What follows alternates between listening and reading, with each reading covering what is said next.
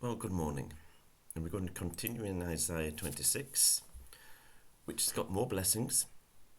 It's also got some judgment in it too. You see, we really need to understand God's judgment. But anyway, let's read from verse 4 to 6 first of all. Trust in the Lord forever. For the Lord himself is the rock eternal. He humbles those who dwell on high.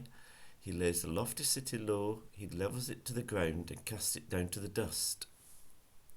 Feet trample it down, the feet of the oppressed, the footsteps of the poor. So, well, first of all, there's a very clear command, trust in the Lord forever.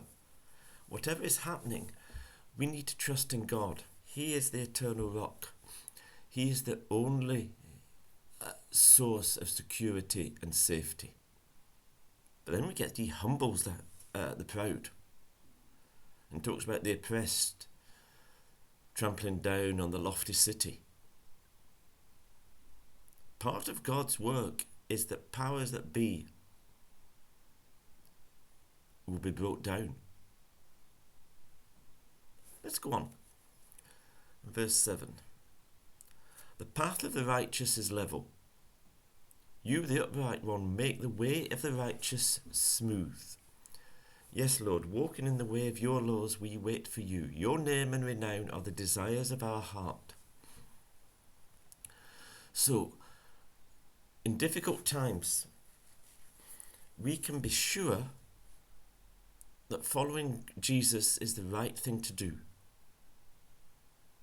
He gives us a smooth path through whatever circumstances we find ourselves in.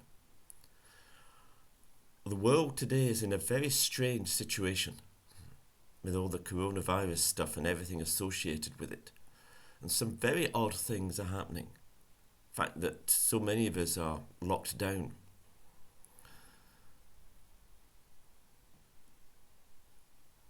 God makes our way smooth. And how do we find that? It says, yes, Lord, walking in the way of your laws, we wait for you. So we live our lives seeking to obey and follow Jesus, and we wait for him.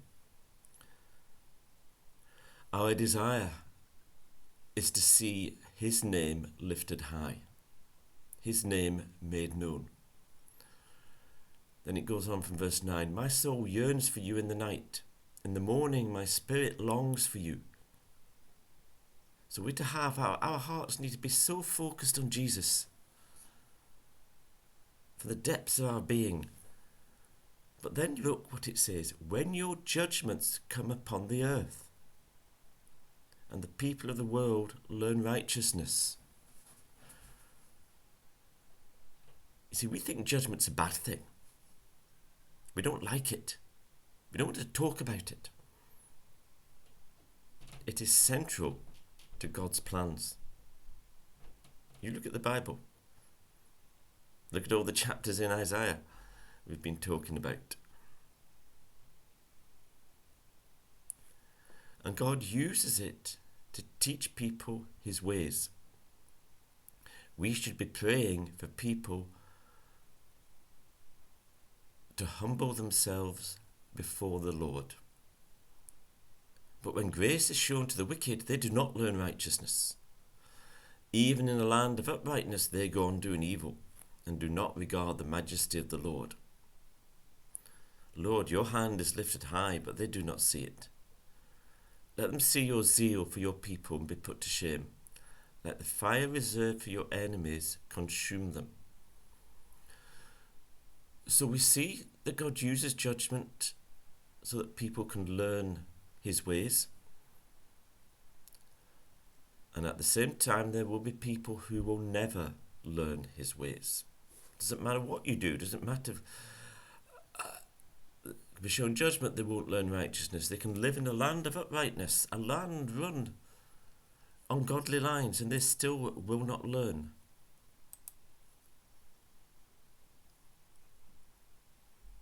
Some people will get saved and some people won't. We need to we need to gear our minds for the reality that God teaches us about. Thank you.